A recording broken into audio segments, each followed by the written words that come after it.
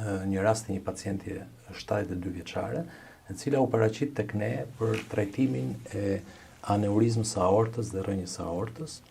Teknika e përdorur gjithmonë në këtë raste përmban dhe uljen e temperaturës së trupit të pacientit në nivel poshtë 30 gradë. U zhvillua deri në momentin që u realizuan të gjitha anastomozat pa probleme.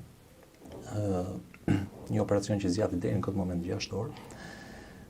Në momentin që ne ngarkuam zemrën, në pjesën distale, në pjesën e anastomozës së harkut, duke qenë se dhe aorta kishte mure të holla, aty filloi të shfaqej një hemorragji. Deri në këtë moment ne kishim 7 orë në sallë dhe nuk flasim për 7 orë për stafin, por janë 7 orë që pacienti është në operacion. Riinstaluam qarkullimin ekstrakorporal, riulëm temperaturën e pacientes në këtë radhë poshtë 25 gradë, rikonstruktuam pjesën e harkut të aortës dhe mbi këtë rikonstruksion me perikard rivendosëm anastomozën.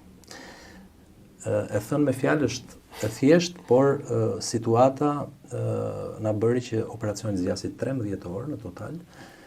Pacientja doli në reanimacion pa probleme të mëdha hemorragjike, pati një periudhë postoperatore të zgjatur, të vështirë, por mbas 3 javësh ne arritëm që pacientët të lëshojnë në shtëpi.